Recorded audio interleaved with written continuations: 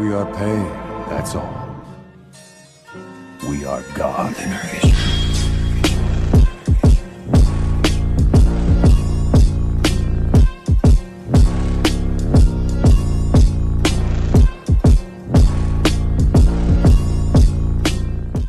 Hey guys, this is Naruto and Percy Jackson crossover.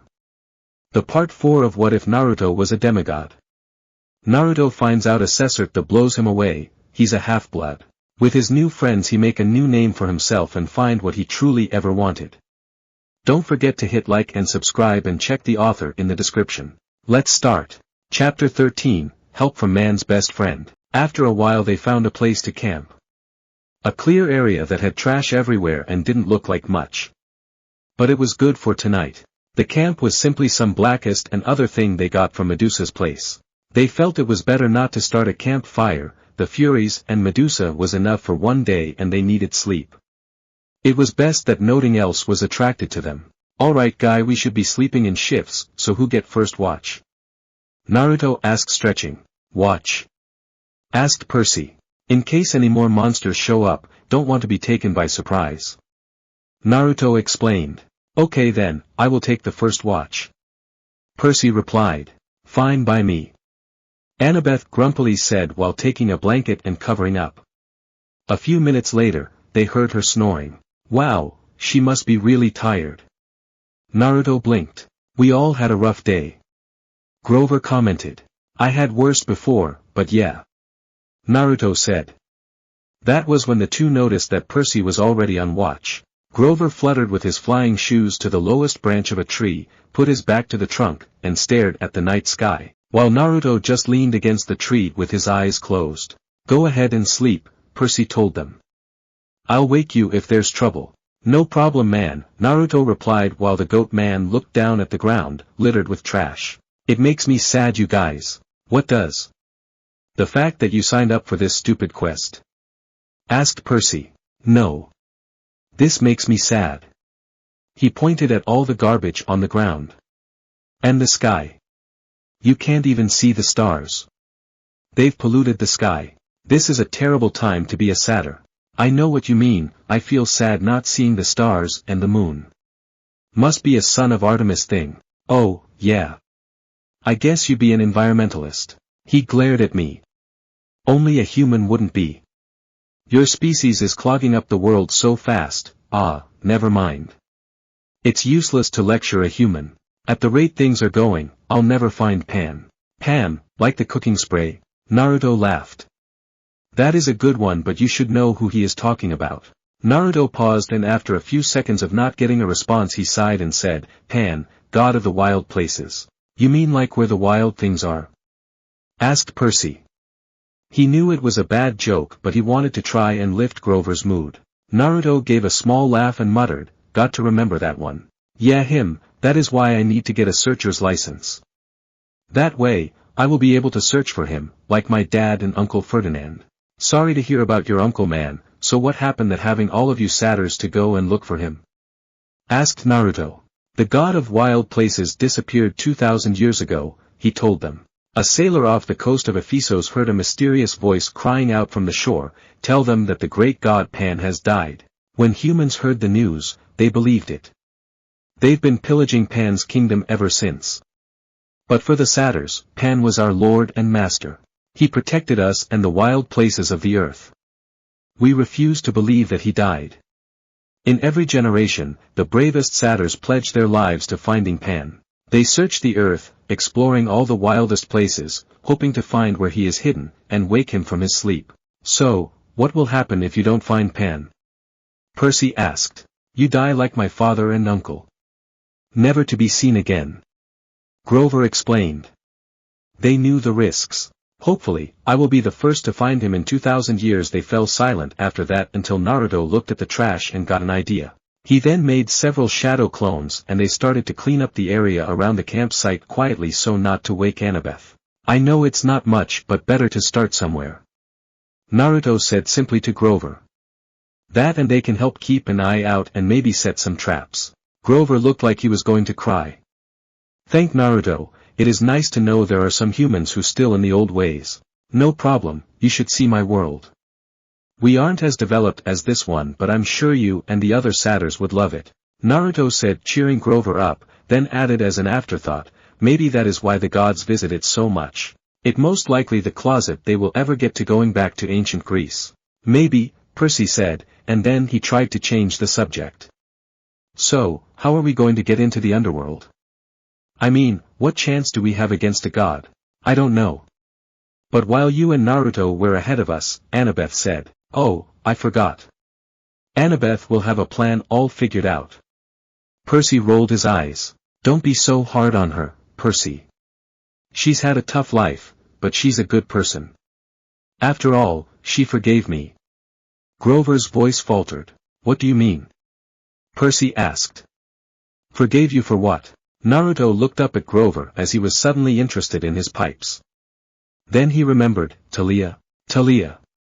The satyr confirmed. That was my first job. I found Talia and then Luke, and then we all found Annabeth. But it ended in a horrible failure, Grover said, and it looked like he had tears in his eyes. But as I was saying, Annabeth and I agreed there's something strange going on with this quest. Something isn't what it seems. Yeah, me and Naruto are being blamed for stealing a lightning bolt that Hades took. That's not what I mean, Grover said. The kindly ones were sort of holding back. Like Mrs. Dodds at Yancey Academy. Why did she wait so long to try to kill you too? Then on the bus, they just weren't as aggressive as they could have been. They seemed plenty aggressive to me. Percy replied. Maybe not, they want to bring Use to Hades in person, so he could laugh in our face and kill Use in front of him. Not the way Auntie, but we would get to the underworld. Naruto said, thinking what Grover was saying. If these furies are as bad as they say they are, I expected worst. Grover shook his head. They were screeching at us. Where is it? Where? Asking about one of us, Percy asked. Maybe, but Annabeth and I, we both got the feeling they weren't asking about a person. They said, where is it? They seem to be asking about an object. That doesn't make sense. Unless they are looking for something else. I say that the real theft lost the bolt, and the boss is mad, so he has his furies go get it and they think we have it. That would explain why the gods haven't been able to find it. Naruto said, brainstorming ideas. Maybe, but we don't know for sure, and we only have 9 days to find the master bolt wherever it is. Grover said, looking at the boys, hoping they would have the answer. Well, we might as well go there. The underworld is where this quest is leading us, and we might find some answers there. Naruto said. They nodded and Percy sighed. Guys, I have not been straight with you. I really don't care about the lightning bolt. I am going to the underworld so I can get my mom back. I know. Grover said. Duh, anyone could see that. Naruto said. Are you sure that is not the only reason you are going? Grover asked. I'm not doing it to help my father. He doesn't care about me. I don't care about him. Grover gazed down from his tree branch. Look, Percy, I'm not as smart as Annabeth. I'm not as brave as you. And I am nowhere near as strong as Naruto. But I'm pretty good at reading emotions. You're glad your dad is alive. You feel good that he's claimed you, and part of you wants to make him proud. That's why you mailed Medusa's head to Olympus. You wanted him to notice what you'd done, yeah. Well, maybe satyr emotions work differently than human emotions. Because you're wrong. I don't care what he thinks. Percy said, a bit irritated. Grover pulled his feet up onto the branch. Okay, Percy. Whatever. Besides, I haven't done anything worth bragging about. We barely got out of New York and we're stuck here with no money, and no way west. Percy said before he felt Naruto glare and muttered, sorry, I forgot you had some. Grover looked at the night sky, like he was thinking about that problem. How about I take first watch, huh? You get some sleep, but... Percy tried to argue, but Grover just started playing on his pipe. It was a Mozart melody, soft and sweet. He grumbled a bit and made his way where the blankets were, next to Annabeth. As he passed Naruto he said softly. Nice work today, Percy. Thank man, but you are the real help here. Percy replied before walking away and then falling asleep soon afterwards. He didn't even hear Naruto say, you give yourself too little credit, man. Naruto looked up at Grover and said, hey, just walk me up when you get tired. those two need the rest. Grover just nodded and continues playing. Note to self, get rid of pipe thingy when Grover go to sleep. Naruto looked up at the night sky. The moon was just coming out from behind the clouds. Hey, Mom. Naruto whispered, if you can hear me, please watch over us. I think we are going to need all the help we can get. He closed his and was soon asleep. Dream starts. Naruto found himself in a hospital back in the Leaf Village. He saw Kakashi in front of Tsunade, Jiraiya, Iruka, Sakura, and the other genin with their senseis. Even the Sand siblings were there. He noticed that, besides Shikamaru, all the members of the team sent to bring back Sasuke were in bed injured. Some of them had their parent with them. Tsunade then addresses Kakashi. Okay, now that we are all here, just tell me where is Naruto? Kakashi just sighed before saying, he is with his mother. Everyone else seemed confused by this. But Naruto noticed that Tsunade and Jiraiya got a look of understanding. So they knew all alone. Sakura was the first to speak. But that makes no sense, Naruto grew up alone. Why would he be with his mother if you said he wasn't dead? That because Naruto is no ordinary kid. He is not even 100% human. Naruto's mother is a goddess. A goddess from another world. Everyone but Kakashi and Jiraiya was looking at her like she was crazy. What do you mean goddess? Are you sure you mean our Naruto? How could Naruto be the son of a goddess? Asked Kiba in disbelief. He then got slapped in the back of the head by a wild hair woman that had the same marking on her face. Naruto knew this had to be Kiba's mother. Show some respect, pup. Gods and goddesses don't like being talked about like that or about their kids. They have a habit of doing bad things to them. She then turned to Jiraiya and asked, he is the son Lady Artemis, isn't he? You knew. Only a gut feeling, nothing more. He was when Lady Artemis was due and there was always a chance that he's someone else's child. Mom, who is this Artemis lady? Asked Kiba, who hated being out of the loop. His mother looked like she was going to slap him again but answered. Lady Artemis is a goddess of the moon, the hunt, maidens and childbirth. I have the utmost respect for her and she has honored our clan. She blessed our new generation of ninja dogs to be expert tracker better with our training we give them. Hannah, I believe you should remember her. Said girl, close her eyes thinking hard for a moment before she answered, wasn't she that lady with long auburn hair, silver eye and good with the bow and arrow? Didn't all the dogs give a lot of respect for her? Choji, whom to Naruto's horror looked sickly thin rather than big-boned, as he always tells everyone, asked, so why didn't she look after Naruto? I mean, why did she leave? Because she could not, said a man not far from Choji. He looked like an older male version of Ino. Gods and goddess from any world can only leave their children with their mortal parents. I can't really explain it, but I believe it is to keep them safe. At last there are no monsters here that would be after any half-bloods. Ino narrowed her eye at the man. Dad, why do you know all this? She asked in a suspicious tone. Her father looked embarrassed a bit before muttering, your mother may have been a goddess. Ino had a look of disbelief staring at her father. Jiraiya had a small smirk on his face, so which one was it? He got a big blush before muttering quietly, Aphrodite. Jiraiya's smirk turned into a large perverted grin in the matter of seconds. Giving him the thumbs up, the super pervert said, nice job, man. I never met her before, but from what Ares says about her you hit the jackpot. Kakashi eyed Jiraiya a moment before asking, how many gods did you meet? It rare for a mortal to meet one, let alone more. I only met Artemis because of how Naruto's father is. I only met 3, Hermes, as that was the father of one of my students, Artemis, through said student and Ares. Tsunade stared at Jiraiya. You met Artemis and she didn't turn you into an animal? I find that hard to believe. Jiraiya lost his grin. She did. I was a toad for over 3 weeks before Naruto's father convinced her to change me back. Even then I made a point to avoid her. An ugly warty toad, I could not even get near the ladies. This last part he said quietly to himself, but everyone still heard him. You met Ares? Asked Kakashi surprised. The sage nodded. The god of war, because of him I came close to dying for the first time in my life. Got into an all-out spar with him and get a lot of damage was given to both of us. The second time I was close to die was when we both got caught peeking on Tsunade. Tsunade smirked and said, I remembered that, I gave you, 6 broken ribs, 1 shattered kneecap, a bleeding kidney, a swollen liver, a punctured lung and a broken jaw. The others winced at that. Jiraiya then reminded her, "Yeah, but I think you did worse to Ares. He was a god, he could have taken it." Jiraiya shuddered at remembering what she did to the god of war. He then turned to the genin. "When you are all healed up I suggest you get to training." "Why?" asked Sakurai the sage. He just smirked, because half-bloods train to become heroes and go on quest for the gods. He won't be just lying around. Besides this Naruto we are talking about, of course he's going to go and get stronger. Dream ends. Over 100 yards away 3 hellhounds stalked a group of prey.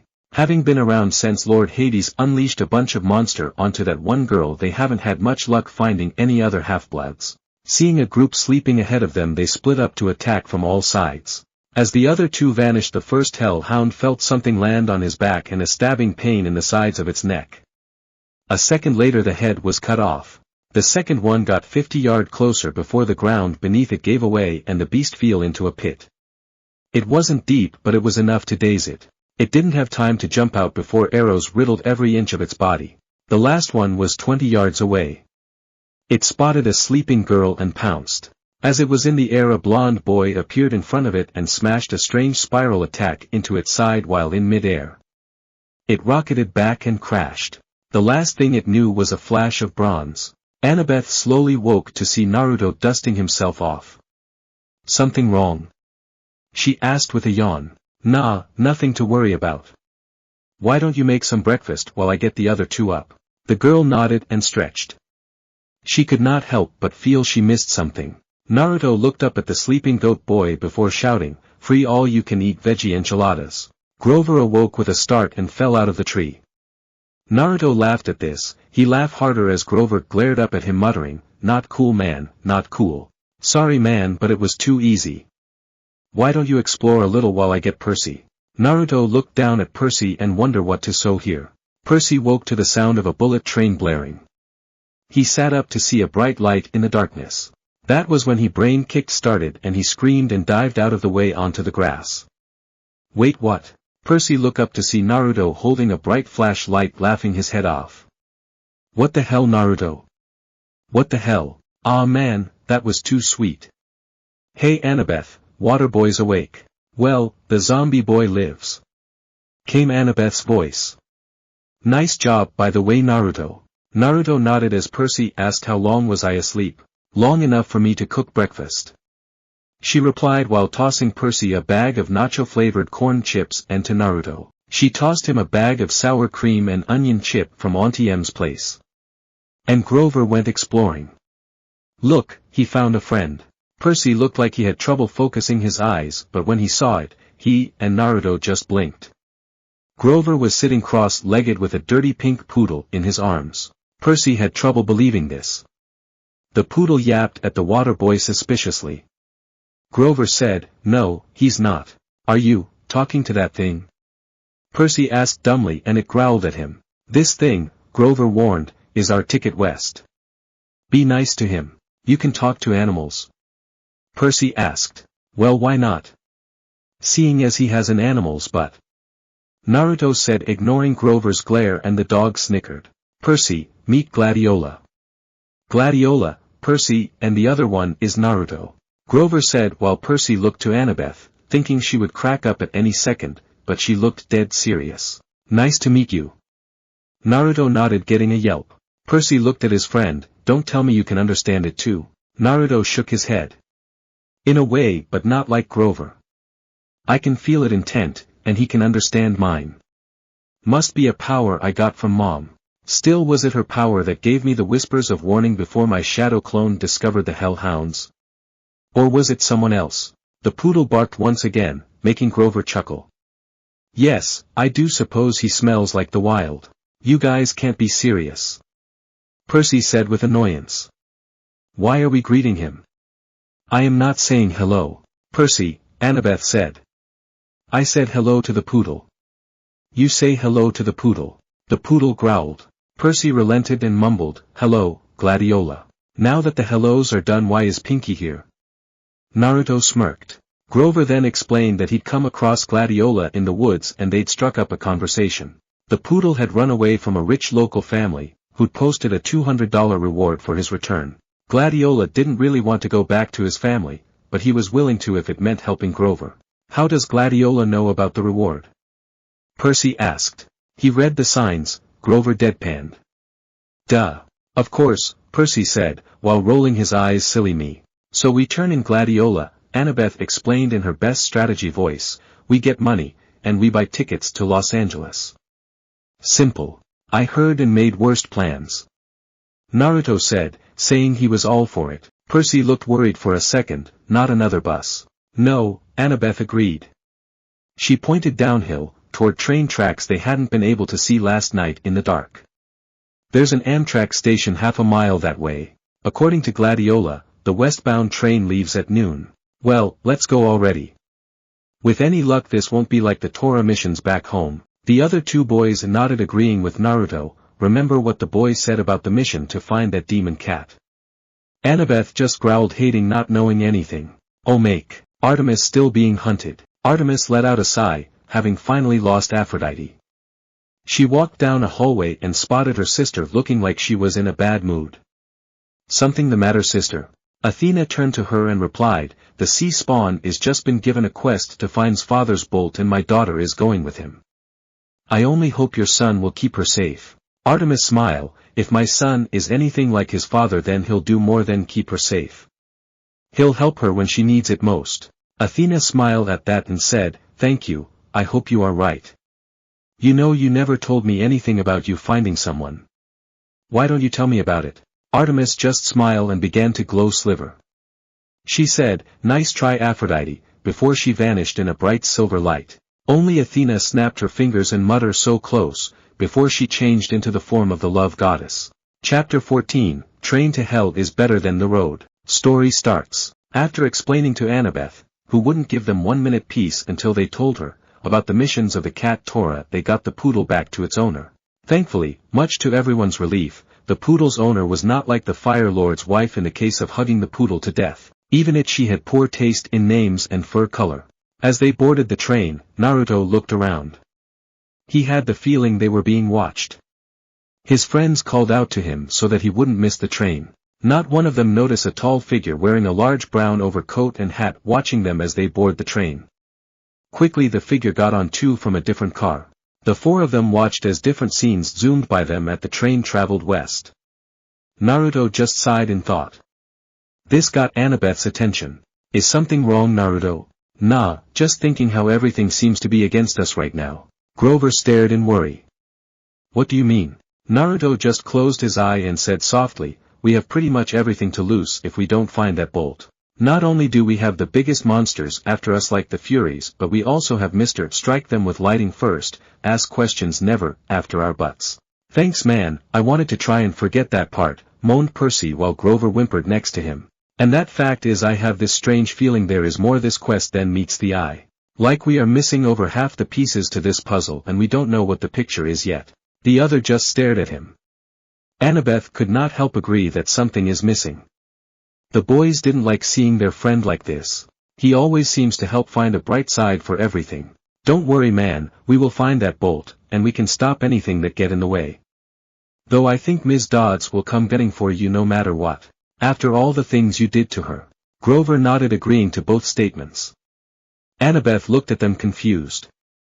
What did he do to her that would cause her to do that? The boys just looked at each other wondering where to begin. Grover started, well, there was that one time Naruto replaced all her chalk with white chocolate and she made a mess of her hand and of the blackboard. Percy added, and there was the time he used glue on her desk and chair and she get her back and but stuck to the chair, and her hands stuck to the desk and the chair to the floor. Naruto added with a grin, and then there was the time I use a bucket of a special hair removal tonic and got it stick to her head. Annabeth looked like she couldn't decide whether to laugh or not, it was so shocking to her. Percy then added the last straw that broke the camel's back. Let not forget the slip and slid incident. Naruto had her fall onto a slip and slid down the hallway, up a ramp, out the window and into a mud puddle. I swear the whole school was laughing. Annabeth could not help it, she laughed and laughed. The others joined in, feeling better than when they first started this guest. Naruto felt better now that his friends were relaxing again. He then had an idea that should help lift the mood better. He then began to sing a song that he felt fit then mood. It's all the same, only the names will change. Every day, it seems we're wasting away. Another place, where the faces are so cold. I drive all night, just to get back home. I'm a cowboy, on a steel horse I ride. I'm wanted, dead or alive. Wanted, dead or alive. Annabeth could not but help giggle at Naruto's song. Percy and Grover just shook their heads at their friend's antics. Percy didn't say anything, seeing as how Annabeth seemed to like the song, and he could not help but sing along.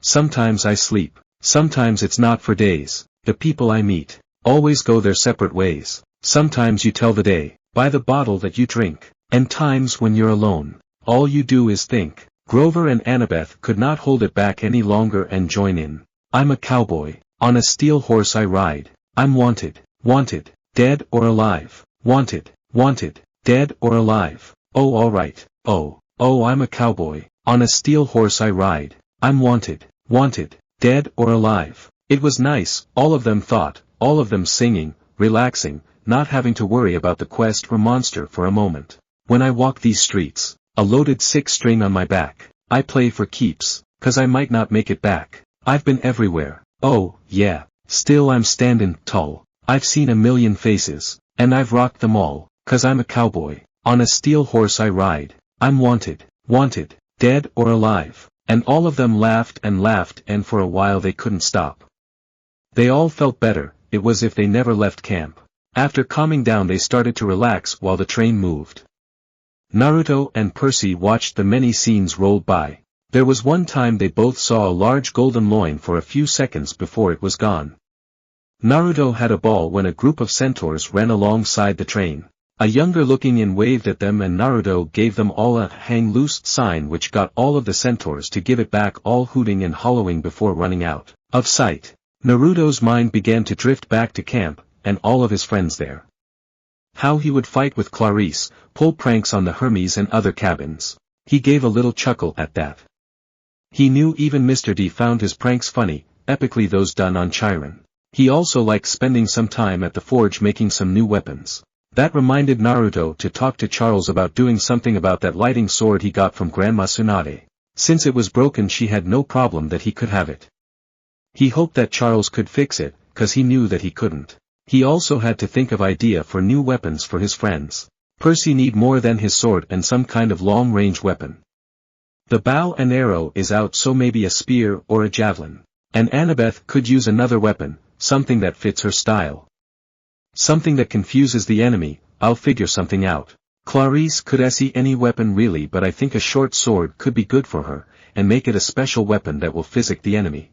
Naruto then noticed a figure watching them. After a minute he told his friends that he would be right back. He got up and started to walk toward the next car.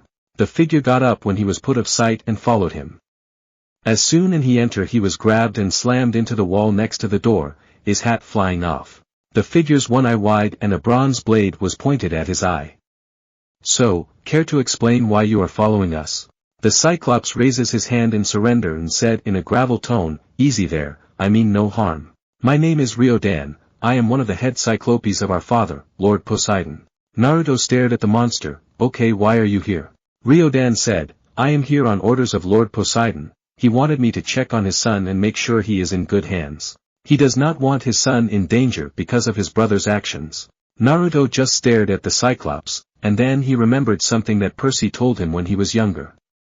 Did you do this before? Percy said some guy was watching him when he was younger at his school. He could have sworn that the guy had one eye.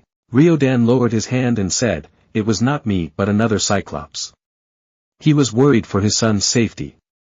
Though we could not be there all the time. It took a moment for Naruto to release the monster, who muttered thanks. At least you not one of those other Cyclopes that hurt half-bloods. Ryodan flinched at that. Yeah, sorry if one of the Rouges attacked a friend of yours. They are the one that make you Cyclopes look bad. Naruto nodded before headed back towards his friends. It was then he notices them. 3 monsters were in some seats not far from his friends. He did not remember what they were called, but they had twin snake heads for legs. They seemed to be waiting for the best time to strike. Ryodan noticed them too and growled. Naruto then had an idea. He turned to Ryodan and asked, "Pinky, are you pondering what I'm pondering?" The Cyclops just smiled and replied, "I think so, brain, but where are we going to get some peanut butter and a rubber ducky anyway?" Scene change. The other was waiting, wondering what was taking Naruto so long. They didn't even know what he was doing. Maybe he went to the bathroom? Offered Grover. He better not be doing a prank right now. We don't need that kind of attention. Annabeth muttered with a scowl. Guys, relax, I'm sure he will be back any minute. Percy said, trying to calm them down. The three monsters, all using the mist, were about ready to strike. All they needed was the last one to show up and they can get them in one blow. Just then a figure in a long coat passes by them when he stops and turned to look at them. He then grabbed one of them and shook her, shouting, You are the one that caused me to lose everything I had." The monster tried to get him off of her, shouting, "Let go.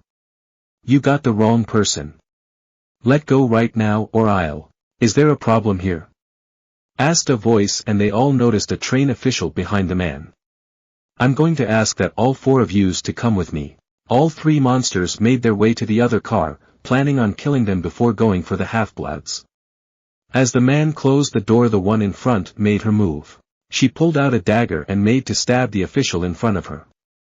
To her shock, the official turns on his heel and knocks the hand with the dagger away. Because of that, she was unprepared for the counter-strike to her chest.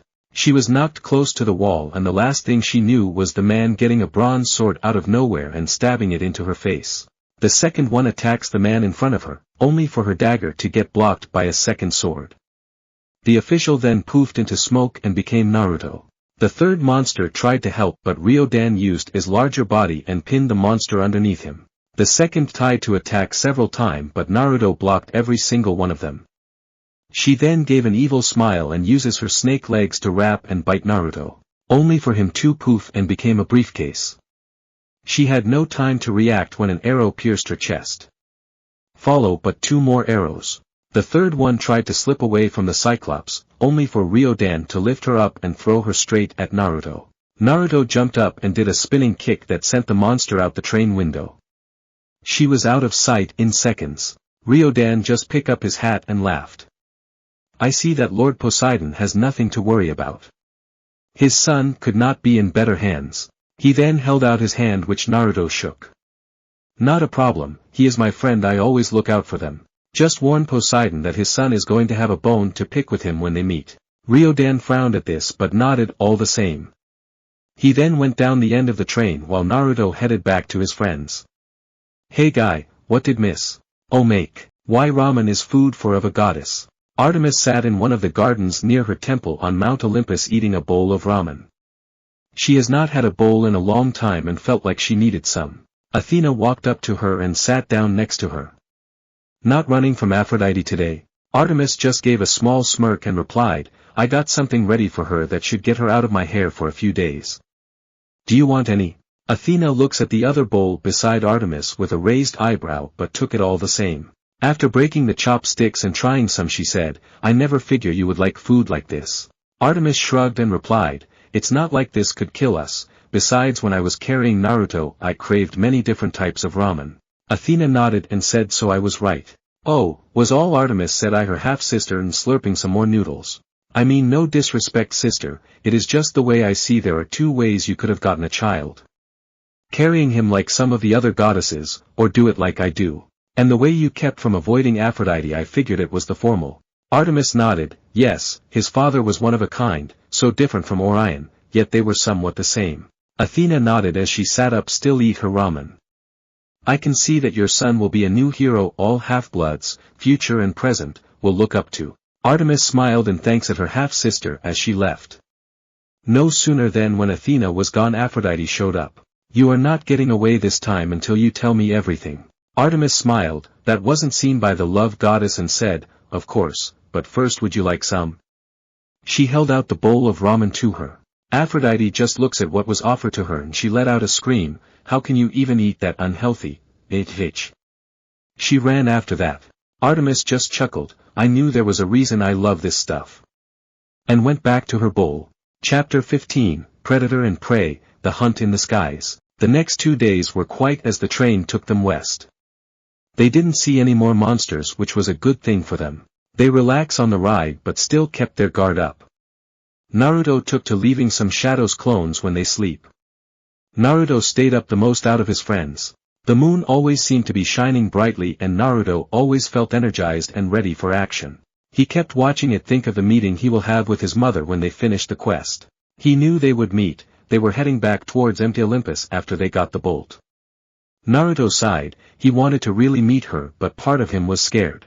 He knew the stories of how his mother felt about males and he didn't want to be seen as a disappointment. Naruto looked at Percy to see that he and the other were dumbly looking at a newspaper article in disbelief. Naruto looked over and saw that it had a picture with the four of them on it. Percy had a wild look and Naruto had a serious look on his face. The article read, 12-year-old Percy Jackson, wanted for questioning in the Long Island disappearance of his mother 2 weeks ago, is shown here fleeing from the bus where he accosted several elderly female passengers. The bus exploded on an East New Jersey roadside shortly after Jackson fled the scene. Based on eyewitness accounts, police believe the boy may be traveling with 3 teenage accomplices. His stepfather, Gabe Ugliano, has offered a cash reward for information leading to his capture.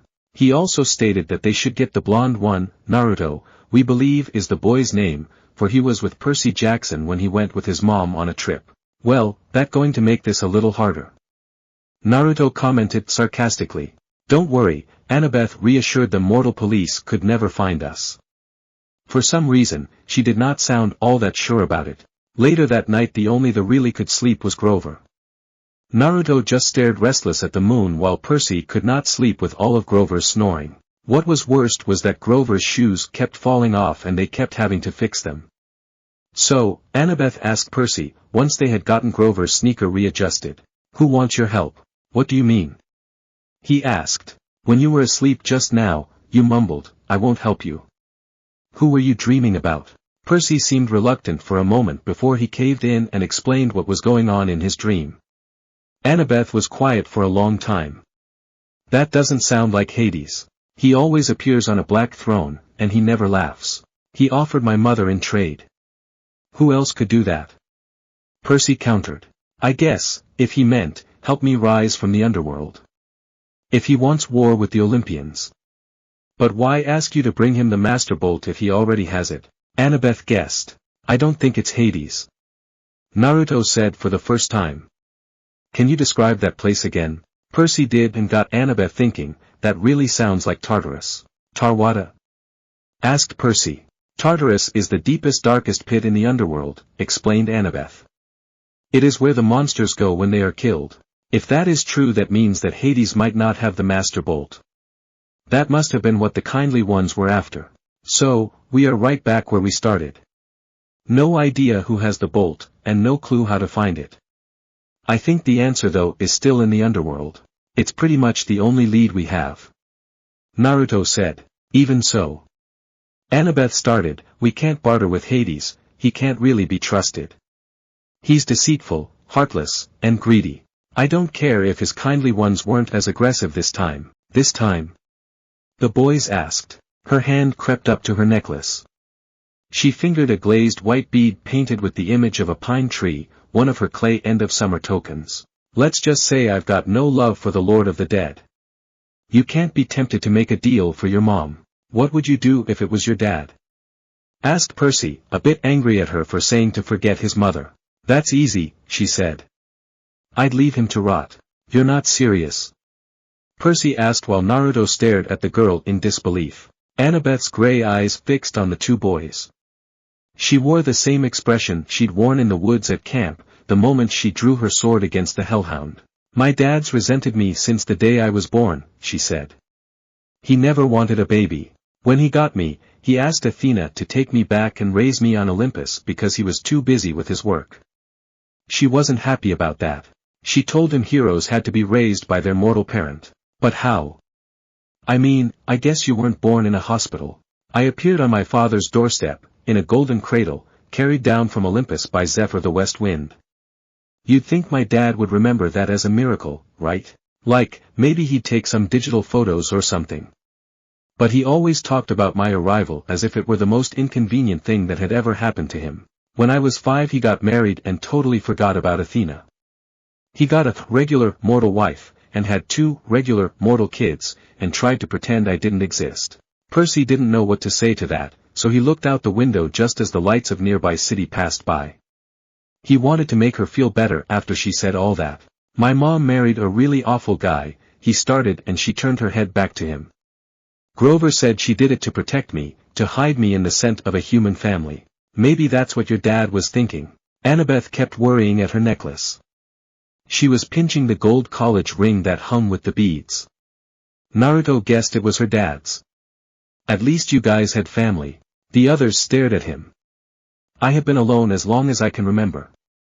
Everyone in the village ignored me, looked down on me, hated me. And for the longest time I had no idea why. They saw me as a nobody, not even worth their time. I swore I would make them see me as somebody special. I stood alone and worked hard to get where I am. Some believe in me, they were almost like my family. You guys are lucky, your parents stand behind you, believing you guys. He doesn't care about me, she said while trying to keep the tears out of her eyes. His wife, my stepmom, treated me like a freak. She wouldn't let me play with her children. My dad went along with her. Whenever something dangerous happened, you know, something with monsters, they would both look at me resentfully, like, how dare you put our family at risk? Finally, I took the hint. I wasn't wanted. I ran away. How old were you? Asked Percy. Annabeth didn't answer. But, you couldn't have gotten all the way to Half-Blood Hill by yourself. Not alone, no. Athena watched over me, guided me toward help. I made a couple of unexpected friends who took care of me, for a short time, anyway. She said sadly. Talia, said Naruto, remembering what the daughter said to him. Annabeth nodded in sadness. They stay quiet as the train speeded through the night. Scene change. When the train stopped on June 13th, they had 8 days to find the bolt and return it to the gods. They passed through some golden hills and over the Mississippi River into St. Louis. Annabeth craned her neck to see the gateway arch in the distance. Percy thought that it looked like shopping bag handles that happened to be in a large city. He whispered this to Naruto, who chuckled and found this funny. What are you two laughing about? Asked Annabeth. I was just telling Percy that the arch reminds me of the moon rising, he found that funny. Said Naruto. When Annabeth looked away, he shrugged at Percy's look. I want to do that. Annabeth sighed as she looked at the arch. The boy just looked at her, not getting what she was saying. What? Percy asked. Build something like that. You two ever see the Parthenon? Before this quest the only place I've been to is New York City when I first got here. Naruto said. Someday, I'm going to see it in person. I'm going to build the greatest monument to the gods, ever. Something that'll last 1,000 years. Naruto chuckled. Did I ever tell you about my first real ninja mission? When she shook her head he continued, my teams had to protect a bridge builder. You see, his country is a bunch of islands close together. The only way to and from the islands to the mainland is by boat. A greedy businessman named Gato took control of the ports and sent the prices so high no goods could be sent or brought there. He was bleeding the place dry. The bridge builder, Tazuna, was making a bridge that connected the country to the mainland, freeing the place from Gato. Now it is not like the huge metal bridges I seen in the NYC, but I'm sure that you will like it. Annabeth just stared at Naruto before smiling. If we even get to your world you are going to show it to me, even if it kills you. What is the name of the bridge? Naruto opened his mouth, but closed it in confusion. To tell you the truth, I don't know. We left after it was finished and Gato was killed. I think they were deciding a name as we were leaving. Annabeth looked up at the arch. I still have a long ways to go before I can be an architect. Percy laughed. You? An architect? Her cheeks flushed. Yes, an architect. Athena expects her children to create things, not just tear them down, like a certain god of earthquakes I could mention. Naruto gave a low whistle, burned so much not even ashes remain. Everyone but Percy, who just glared at Naruto, laughed. It took several good minutes before they calmed down. Sorry, Annabeth said after a bit as she turned back to Percy. That was mean. Can't we work together a little? Percy pleaded. I mean, didn't Athena and Poseidon ever cooperate? Annabeth had to think about it. I guess, the chariot, she said tentatively. My mom invented it, but Poseidon created horses out of the crests of waves. So they had to work together to make it complete. Then we can cooperate, too. Right? Percy asked as they entered the city and the arch disappeared behind a hotel. I suppose. She said at last. If you do let me know, I'm tired of you two acting like your parents about each other. You guys act as if you aren't yourselves sometimes. The two half-bloods said nothing but looked at one another before quickly shifting their gaze. Scene change. The train pulled into the Amtrak station downtown. The intercom told them they would have a 3-hour layover before departing for Denver. Grover stretched.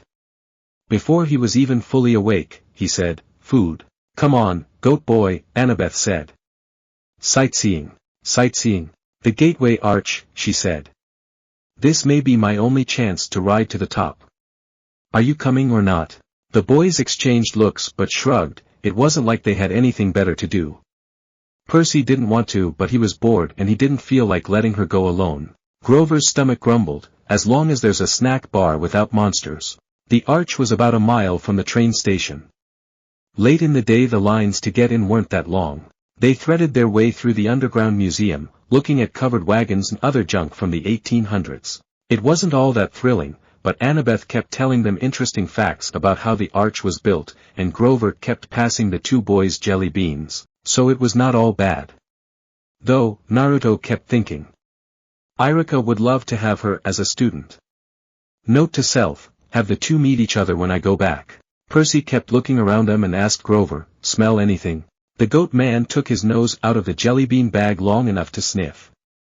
Underground, he said distastefully. Underground air always smells like monsters. Probably doesn't mean anything. Percy thought about it and said, guys. You know the god symbols of power? Annabeth had been in the middle of reading about the construction equipment used to build the arch, but she looked over. Yeah. Well, Hade, Grover cleared his throat. We're in a public place. You mean, our friend downstairs? Right, Percy said sheepishly. Our friend way downstairs.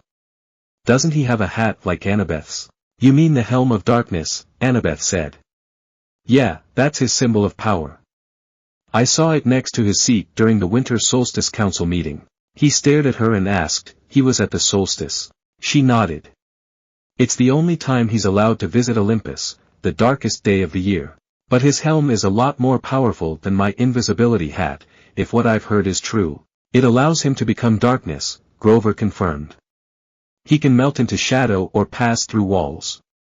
He can't be touched, or seen, or heard. And he can radiate fear so intense it can drive you insane or stop your heart. Why do you think all rational creatures fear the dark? But then, how do we know he's not here right now, watching us? Percy asked nervously. Grover and Annabeth exchanged looks before saying, we don't. But I'm sure he has better things to do than to spy on us. Naruto said, but that did not make them feel any better. Thanks, that makes me feel a lot better, Percy said sarcastically. Got any blue jelly beans left? Grover nodded and gave him some. They got shoehorned into the car with this big fat lady and her dog, a chihuahua with a rhinestone collar, and she seemed to have small brightly colored bird in a bird cage. This lady and her pets put Naruto on edge for some odd reason. Maybe it was because none of the guards had said anything about the animals or the fact he could hear soft words of warning from somewhere. But they were so soft he could not tell what they were saying. The ride up the arched elevator was not helping their stomachs at all. No parents? The fat lady asked. She had beady eyes, pointy, coffee-stained teeth, a floppy denim hat, and a denim dress that bulged so much, she looked like a blue jean blimp. There below, Annabeth told her. Scared of heights. Oh, the poor darlings. She commented. The chihuahua growled while the bird gave a loud squawk. The woman said, now, my darlings. Behave. The dog had beady eyes like its owner, intelligent and vicious. The bird looked quite agile and its eyes showed hidden secrets. Cute mutt, Naruto smirked and she smiled back while said mutt growled a bit. It seemed that it did not like to be called cute or a mutt. Annabeth just glared at Naruto. Can you go a few minutes without saying or doing anything stupid? Naruto looked like he was struggling. Must, resist, stupidly, he said in a strained voice. He then took a paddle ball from nowhere and started to use it. not resisting too well. A little boy, who was riding with them and his parents, giggled along with his mother. Annabeth just glared. At the top of the arch, the observation deck reminded them of a tin can with carpeting. Rows of tiny windows looked out over the city on one side and the river on the other. The view was great to Naruto, but it was making Percy sick a bit. High places and closed spaces didn't mix well for him. Annabeth kept talking about structural supports, and how she would have made the windows bigger, and designed a see-through floor. But that might give some people heart attacks seeing nothing holding them up over the river, was Naruto's reply, which Annabeth ignored. She probably could have stayed up there for hours, but luckily for the boys, the park ranger announced that the observation deck would be closing in a few minutes. Percy quickly steered them to the elevator, but he and Naruto could not get in because there was already too many people there. "New car, you too?" the park ranger said. "We'll get out," Annabeth said. "We'll wait with you." Percy just shook his head and said, "Nah, it's okay. I'll see you guys at the bottom. Besides, if anything happens, Naruto has my back, right? Wouldn't have it any other way," Naruto said with his trademarked grin. Grover and Annabeth both looked nervous, but they let the elevator door slide shut. Their car disappeared down the ramp. The only people left on the observation deck were Percy, Naruto, a little boy with his parents, the park ranger, and the fat lady with her chihuahua and colorful bird. The boys smiled at the fat lady and she smiled back with her forked tongue flickering between her teeth. They paused at that. Forked tongues were not normal. "I have a bad feeling about this," Naruto thought while getting ready for anything and noticing Percy was still trying to understand what was going on. Before either of them could really do anything, the chihuahua jumped off the fat lady. The mini dog began to bark at Percy. The bird was making a fuss, flapping its wing and making loud squawks. Now, my darlings," the lady said. "Does this look like a good time? We have all these nice people here. Look, a doggy." The little boy shouted while his parent pulled him back. The two animals continued to make a fuss at the two half-bloods and the lady just sighed. "All right, my children, if you insist. Do try and not play with your food too much." Did you just call the chihuahua and the bird your children?" Percy asked. Naruto was more worried about what she meant with play with their food. "Chimera, dear," the fat lady corrected. "Not a chihuahua. It's an easy mistake to make, but yes, the chimera is my child, so is this griffin." She rolled up her denim sleeves, revealing that the skin of her arms was scaly and green. When she smiled, they saw that her teeth were fangs. The pupils of her eyes were sideways slits, like a reptile's. She then opens the bird cage and the bird hopped out. The chihuahua barked louder, and with each bark, it grew. First to the size of a Doberman, then to a lion. The bark became a roar. While that was happening, the bird's squawks became louder and louder, becoming eagle-like screech as it grew to a gigantic size, larger than a bull. Its colorful wing grew huge and a pair of clawed legs grew from its tail. The little boy screamed. His parents pulled him back toward the exit, straight into the park ranger, who stood, paralyzed, gaping at the monsters. The chimera was so tall its back rubbed against the roof. It had the head of a lion with a blood-caked mane, the body and hooves of a giant goat, and a serpent for a tail, a 10-foot-long diamondback growing right out of its shaggy behind. The rhinestone dog collar still hung around its neck, and the plate-sized dog tag was now easy to read: Chimera, rabid, fire-breathing, poisonous, if found, please call Tartarus, extension 954. The same could be said for the griffin. It had bright golden feather eagle's head in front. Its red, blue and golden color wings were folded as the space was too small to open them fully. Long and sharp talons clicked the floor on golden armor like forelegs. The back half was a lean lion body with sharp claws on each paw. Its long sharp jagged beak open and it screeched loudly. It also had a collar that said, Griffin, feral, very fast, very smart, and very deadly, if found, please call Tartarus, extension 954. Naruto just stared at the two beasts in front of him and his friend. Ah, crud, was all he could say. The snake lady made a hissing noise that might have been laughter. Be honored, Percy Jackson and Naruto Uzumaki. Lord Zeus rarely allows me to test two heroes with some of my brood. For I am the mother of monsters, the terrible echidna. Isn't that a kind of anteater? Percy asked, making Naruto and everyone else sweat dropped. She howled, her reptilian face turning brown and green with rage. I hate it when people say that. I hate Australia. Naming that ridiculous animal after me. For that, Percy Jackson, my son shall destroy you. The chimera charged with its lion teeth gnashing, making Percy leap to the side before landing next to the family that was still up here. He looked back to see their fearful faces and he uncapped his sword. He would not let these people be harmed. He ran to the other side of the platform before yelling, "Hey Chihuahua!" It roared and sent a stream of fire out of its mouth, creating a large hole in the wall. Oh great, we blowtorched a national monument. Percy deadpanned to himself. Naruto pulled out Hunter's Moon thinking, Annabeth is never gonna let us live this down. Naruto glared at the griffin, which was crouching down ready to pounce. Naruto knew he had to take this one, there wasn't enough room to safely fight both, not with a family so close. Out of both monsters the griffin would be the hardest for Percy to fight. Percy was limited to the ground and sea and the griffin fight in the air. The two hunters stared into the other's eyes, Naruto ready for action, his face serious. And the hunt begins, he said softly. The griffin shot forward, its talons open, slashing at him. Naruto leaped to the side and the beast went right through the window. Shouting, "Will of Fire!" Naruto leaped after it. Naruto already had his bow formed as he got outside. The griffin fully opens its wings, a full 25 to 30 foot wingspan. Naruto fired an arrow as the griffin turned toward him, aiming for its heart. The beast swatted away the arrow with its armored claws.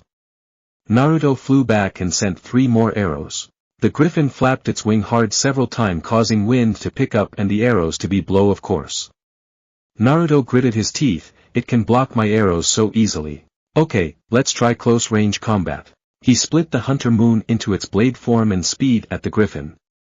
The monster charged right at him in a high-flying game of chicken. Naruto slashed his blades but the griffin blocked them and slashed at Naruto with its claws. Naruto ducked and flew lower. Naruto tried several other attacks but the griffin dodged, blocked and evaded Naruto. Naruto gritted his teeth, the monster was too fast for him to get a solid hit in him. Naruto did his favorite hand sign and summoned several shadow clones. The griffin was shocked at the clones but got over it quickly when the first clone got nearer. It slashed one clone causing it to poof, and grabbed 2 that tried to attack from both sides. It griffin slammed the clone together. The smoke caused from them dying blocked the griffin's view. Another Naruto sped out of the smoke, his blade up high ready to bring it down onto its head. The griffin opens its jagged beak to chomp Naruto. One last Naruto appeared from the smoke, grabbing the other's ankle and threw him away. It was biting and poofed away, allowing Naruto to put some distance between them. What a powerful monster. At least it can't tell which shadow clones are fakes and which one is real, I can use that. Naruto made several more shadows clone cause a large amount of smoke to form up and they shot out of it and sped right at it. The griffin flew at them easily, taking them apart with a quick swipe of its claws and wings. After the griffin attacks the last Naruto fighting it, it poofed away and leaving a very confused monster. Then it heard a whirling noise behind it and it turned to see Naruto flying at it, a Rasengan ready for action. The griffin curled in the air, its claws grabbing Naruto's arms and using its lion paws swiped its claws across his chest, shredding his jacket leaving small cuts. Naruto gritted his teeth in pain as he was pushed back as the griffin let go of him. Naruto looked up at the monster above as it hovered in the air, glaring down at him. Naruto pulled something from his pack, quickly pulled out a scroll. He unsealed something and after a poof of smoke he unfolded a windmill shuriken. The griffin dived at Naruto while Naruto threw the shuriken at the monster. It ducked under the spinning death blade and grabbed Naruto. Before he could even react, the griffin bit down onto Naruto's head. Naruto poofed away, shocking the griffin greatly. Then something landed on the griffin back in a sharp pain as a blade entered the back of its head. The griffin stopped moving and slowing started to dissolve. After a few seconds only the armored claws remained. Naruto grabbed them, think he could find a way to use these later. Naruto turned at see Percy fall past him and into the water. Naruto was shocked but knew that he would be fine. What kind of son of the sea god if he could get hurt by water? Naruto turned his gaze up at the arch and formed his bow. Back at the top the mother of all monsters was waiting for her son the griffin so that she may leave. It was then did she hear someone say, I taught a putty tat. The chimera roared before an arrow hit it right between the eyes and dissolved, leaving nothing but 2 vials of green liquid. I did Tia putty tat. Echidna roared in anger, seeing Naruto flying just outside the open hole the griffin made for their fight. How dare! She didn't get to finish as Naruto flew at her, grabbing the vials and shoulder tackling her straight through the window behind her. Once outside, Naruto made several shadow clones and they garbed his ankles while he grabbed hers. Hey, every played, crack the whip. It's a really great game, it goes like this. And the Naruto chain cracked and sent Echidna flying higher than the arch. Naruto then flew behind her and warped his arm around her front, locking his arms. I learned this from a friend of mine and I just can't help but try it out. He then shifted his weight and using his flying shoes, started to spin toward the water, picking up speed fast. Stop! This will kill yous both. You're mad. Thank goodness for that, because if I wasn't this would probably never work. She screamed as they kept spinning faster and faster, getting closer and closer to the water. When they got close enough, he let the monster go and flew away as she clashed into the water. Naruto knew that even just falling from the height Percy fell it would make the water feel like it was solid cement. Echidna was higher, spinning like a drill and flying at fast speed, it was no contest. Naruto nodded and flew to shore. Percy just then climbed out of the river onto a floating McDonald's just as Naruto flew down and landed next to him. This scared Percy a lot and almost had a heart attack. He turned to a smirking Naruto, and was about to yell at his friend, when they heard, "Mommy looked, that boy walked out of the water and that one flew down from the sky." "That's nice, dear." A mom told her child. "But one is not even wet. And that one doesn't look like Superman." Naruto laughed at this, got to love's kids. A news lady was talking to a cameraman nearby, probably not a terrorist attack, we're told, but it's still very early in the investigation. Some are saying is that this was results of 2 new gangs fighting for turf of the city. The damage, as you can see, is very serious, which includes several broken windows and holes in the wall and even a fire have started in the struggle. We're trying to get to some of the survivors, to question them about eyewitness reports of at least 2 people falling from the arch. Odds are, that they did not survive. At the word, survivors, Percy sighed in relief, but he wondered what happened to the monsters. Percy looked at his ninja friend, who winked at him before turning back to listen to another reporter. 2 adolescent boys, another reporter was saying. Channel 5 has learned that surveillance cameras show them fighting several large men and a large woman for whatever reason. Somehow one of them set off this explosion, causing some of the holes and fire damage. Hard to believe, John, but that's what we're hearing. Again, no confirmed fatalities from bystanders, though it seems like some of the gang members fell off the arch. We should get going. Naruto replied. Before they notice that we are these gang members. Right. Percy said as they kept their heads down. They started to look for their friends until they heard Grover bleat out, "Percy, CY. Naruto." Percy got tackled by his goat-like friend while Annabeth ran up and hugged the blonde first and then Percy when the goat boy got off. She put on an angry look and yelled, "We can't leave you 2 idiots alone for 5 minutes. What the hell happened? I sort of fell." Percy shrugged nervously. "Percy. 630 feet. She said, exasperated. "And what about you, Naruto? I may have hunted some monster while you guys were gone." Naruto said with a smirk. Annabeth glared at Naruto, "If you are the one that caused that much damage, or so help me." She shouted and started going on a rant while walking off. The boy followed her. No, they better let her blow off some steam or she would focus it on them. Oh make. The gods have a sense of humor. Ares was laughing as he bangs his fist on the bar counter. He really shouted that at you? Ares was with his step-brothers, Hermes, Apollo and Mr. D in Mr. D's temple, which had a bar inside with a wide selection of wine and other drinks. Mr. D was just telling them about some of the pranks Naruto pulled at camp. Yes, he didn't seem to like that fact I pretty much called him a girl.